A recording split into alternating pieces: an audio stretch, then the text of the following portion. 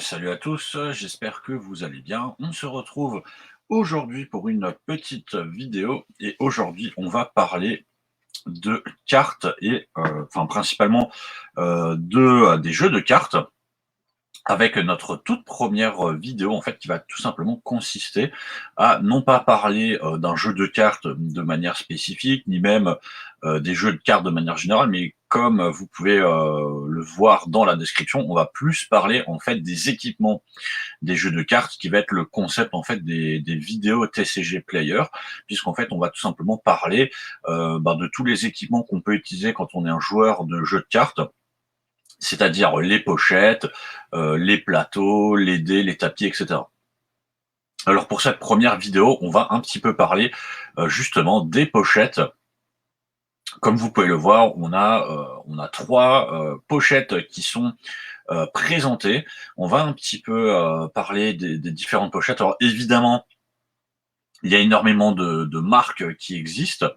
Il y a énormément de types différents. Donc voilà, j'essaierai de faire des vidéos un petit peu pour essayer de revoir un petit peu toutes les pochettes. Il y a les différentes tailles, il y a aussi les tapis, les dés, les deckbox, etc. Donc il y a énormément de choses sur lesquelles au final on peut parler dans le domaine. Et donc pour cette première vidéo, simplement j'avais décidé de commencer de parler des pochettes. Alors évidemment, je vous invite à liker, commenter, partager la vidéo. Si jamais vous avez justement des idées de produits à tester ou sur lesquels on peut parler, n'hésitez pas à le dire en commentaire. N'hésitez pas aussi à rejoindre le lien du Discord pour ceux qui sont des fans de jeux de cartes, qui a un Discord donc de l'association Gamers Voice où on parle aussi de jeux de cartes si vous avez envie de trouver des gens. Et je vous propose simplement de commencer donc la première vidéo. Alors, comme vous pouvez le voir, on a déjà trois pochettes de jeux de cartes, donc des sleeves en anglais, pochettes en français. Vous avez deux pochettes qui sont des pochettes illustrées, une pochette qui est une pochette simple de couleur. On a aussi deux tailles de pochettes, hein, puisque en rouge et avec le Yu-Gi-Oh, on a le format dit japonais, donc qui vont concerner plutôt les cartes, justement Yu-Gi-Oh, mais aussi les cartes Vanguard par exemple. Et après, on a la pochette taille standard ou taille américaine, qui là va concerner principalement les cartes Magic évidemment, mais vous avez aussi des cartes comme les cartes Dragon Ball ou les cartes Digimon qui ont cette dimension de cartes. Alors, donc déjà vous voyez, hein, on a les pochettes illustrées. Ce qu'on peut remarquer par exemple sur un format de pochette, donc taille mini, mais en version normale, déjà on a un dos qui est un peu graveleux. Voilà, on touche, on sent en fait clairement la matière. Et ce qui peut être intéressant, je vais essayer de montrer, quand on mélange, on a les cartes qui glissent vraiment bien. Alors là, justement, il faut faire un petit peu attention parce qu'on a des pochettes qui sont quand même relativement glissantes. Donc ce sont des pochettes très simples. Ce qui peut être intéressant, c'est justement au moment de mélanger les cartes vont vraiment bien glisser les unes dans les autres. Et ce qui est aussi intéressant, c'est que au fil du temps, ce sont des pochettes qui ne vont pas être réellement altérées, parce que comme il n'y a justement aucune image, elles vont rester telles quelles. Voilà que si vous jouez de manière régulière, elles ne vont pas bouger. À contrario, si maintenant je prends justement des pochettes illustrées, on va en parler. Là, par exemple, j'ai une pochette taille standard Magic. En fait, si vous regardez, vous verrez, je ne sais pas si ça se verra bien à la caméra, mais en tout cas, vous voyez les bords des pochettes, quand elles sont illustrées, en fait, tout simplement, elles commencent, à force d'être jouées, vous avez l'image, en fait, qui s'enlève.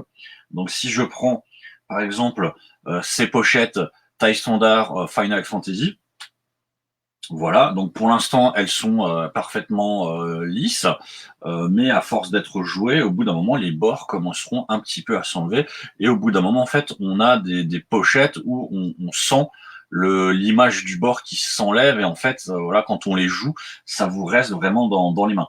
Donc, que ce soit sur une taille normale, une taille mini, on a vraiment cet effet. Alors, Ensuite, évidemment, les pochettes illustrées, l'intérêt de la pochette illustrée, c'est que vous allez avoir l'illustration qui peut correspondre à la carte maîtresse de votre deck ou qui va correspondre à une carte que vous aimez. Donc là, par exemple, on a une illustration Magicien des Ténèbres et Magicienne des Ténèbres. Donc si maintenant vous jouez un deck magicien dans Yu-Gi-Oh, c'est vrai que voilà, vous allez pouvoir utiliser ce type de pochette. À contrario, voilà, vous avez, comme je le disais ici, donc ce sont des pochettes Dragon Shield qui sont des pochettes unicolores qui pourraient aller au final avec n'importe quel deck, mais peut-être que vous les jouerez, par exemple si je prends un deck Yu-Gi-Oh ou un deck Magic avec des pochettes taille standard, ce serait plutôt ce qu'on appelle un deck Burn ou un deck Fire qui correspondrait à la couleur. Dans Magic, si je joue un espèce de mono bleu, je pourrais effectivement utiliser des pochettes bleues. Ça peut permettre aussi justement d'avoir un espèce de code couleur par rapport à votre deck. Alors là, justement, j'ai un deck sur lequel j'ai mis les pochettes Final Fantasy. Et alors, ce qui est intéressant, c'est on sent déjà par rapport à des pochettes monocolores, on n'a pas du tout la même sensation. C'est déjà beaucoup plus lisse. Donc c'est vrai que quand on les a en main, on a une sensation qui est totalement différente. Après, par rapport à des pochettes monocolores, au moment de mélanger, on a une espèce de petite difficulté en fait qui s'ajoute. Donc on sent que justement les faire glisser, c'est un peu plus compliqué. Donc c'est vrai que pour quand on mélange son deck, on a un petit peu plus à forcer que par exemple si je reprends donc le deck monocolore. Là, quand je mélange et que je fais passer mes cartes, je sens vraiment en fait, voilà, elles glissent. Mais ce qui vient justement du dos, encore une fois, où il n'y a pas d'image, on est sur vraiment une texture qui permet de glisser parfaitement dessus. Et donc on est sur une espèce de sensation de jeu qui est complètement différente. Après, on a une carte, enfin on a un protège-carte, une sleeve aussi, où on a quand même une sensation que c'est un peu plus fragile que ce qui peut être fait avec une illustration, puisque les pochettes illustrées, on sent une espèce de résistance un petit peu plus qui est fait justement de l'illustration. Donc on a un petit peu, si vous voulez, deux types de cartes qui sont différentes, puisque tout simplement, on va avoir d'un côté au final des pochettes qui sont monocolores, donc voilà, il n'y a pas de distinction, il y a pas un pimpage, j'ai envie de dire, de votre deck qui est fait avec ça, où on a une sensation de jeu. Quand on mélange son deck, ça glisse très facilement. Après, on va dire une protection assez basique. Les cartes sont juste au final dans une pochette, donc elles peuvent quand même être sujettes à peut-être quelques dommages si on peut plier un peu trop fort. On se retrouve à l'inverse avec des pochettes illustrées qui sont un peu plus solides, qui vont aussi un peu plus correspondre peut-être à votre style de deck en lui donnant justement une pochette illustrée avec, comme je l'ai dit, un personnage qui va correspondre à ce que votre carte maîtresse ou à ce que vous aimez jouer ou à vos personnages. Ça peut être aussi des pochettes qui vont être adaptées justement à votre tapis de jeu, ça on en reviendra dans d'autres vidéos. Mais par contre, c'est vrai que quand on va mélanger le deck, quand on va faire certains mouvements avec son deck, ça va être un peu plus difficile. Après, évidemment, hein, c'est pour tous ceux qui ont pour ceux qui jouent, quand je dis difficile, ça va pas vous prendre 5 minutes hein, de mélanger. C'est juste que la sensation de mélanger n'est pas du tout la même au final, que on sent vraiment une espèce de fluidité sur tout ce qui est monocolore, et sur ce qui est illustré, c'est un petit peu moins fluide. Mais par contre, on a justement ce côté, on va donner un peu plus d'âme, on va dire, à notre deck, et surtout, il y a un petit côté un peu plus solide qui est possible. Alors, on va revenir justement sur les pochettes. Donc là, vous pouvez voir, on a des pochettes taille mini Dragon Shield. Donc ce sont des Crimson Mat rouges. On a 60 pochettes. Et comme vous pouvez le voir, là, on est sur un prix standard de 5,50 les 60 pochettes. donc ce qui est quand même relativement correct. On a sur une taille standard, donc pour tout ce qui est du Magic, du Dragon Ball principalement, on a des pochettes de chez Square Enix. Donc là, on a 50 pochettes, on va les avoir à 6 euros. Donc on est sur un peu plus cher, mais on a au final autant de pochettes. Et ensuite, on a une cinquantaine de pochettes. Donc là, c'est chez Konami directement. On les a à 4 euros. Vous pouvez voir aussi une petite différence, par exemple, entre les pochettes de Square Enix et les pochettes de Konami. Celle de Konami, on a un effet lumière qui a été rajouté.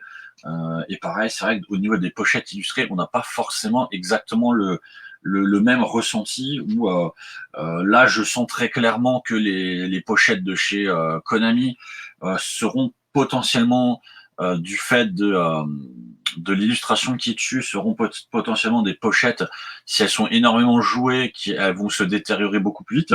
Celle de Square Enix me semble être capable de résister un peu plus longtemps quand même au jeu. Mais malheureusement, les pochettes finiront quand même au bout d'un moment par se détériorer légèrement, comme je vous l'avais montré. Je ne sais pas si ça se voit bien. On a au bout d'un moment en fait les bords au niveau des illustrations qui vont commencer à se détacher et vous aurez effectivement un petit côté du bord qui s'enlèvera petit à petit, et ce qui fait que vos pochettes seront de moins en moins agréables en fait à avoir en main si c'est vraiment des pochettes que vous utilisez régulièrement dans vos jeux, alors que les pochettes monocolores, ça sont des pochettes qui pourront vraiment durer dans le temps.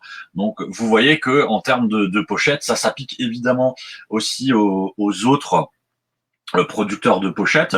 C'est un peu le même principe, mais c'est vrai qu'avec avec le temps, vous avez des pochettes qui vont vraiment durer plusieurs années, et au final, vous avez d'autres pochettes qui seront non pas inutilisables, mais en tout cas n'auront plus cette beauté et ce petit grain à avoir en main, puisque vous les sentirez. Moi, personnellement, effectivement, j'ai un deck où j'ai des pochettes qui s'enlèvent vraiment, et c'est vrai que quand on mélange, quand on joue, on a toujours en fait la moitié de l'illustration qui nous tient dans les mains, donc c'est un peu désagréable au final quand on joue. Voilà, on a fait un petit peu le tour de cette vidéo sur les pochettes. Alors n'hésitez pas, évidemment, si jamais vous avez des commentaires à faire, des suggestions à faire. Il y aura évidemment d'autres vidéos sur d'autres producteurs de pochettes. On parlera aussi évidemment des tapis de jeu, on parlera des dés, on parlera des deckbox. Donc moi je vous invite, si jamais, à liker, commenter, partager, à suivre les prochaines vidéos. On essaiera de faire des vidéos de manière assez régulière. Et si vous avez des idées de produits à tester, n'hésitez pas. Je vous souhaite une bonne journée et on se retrouve à une prochaine.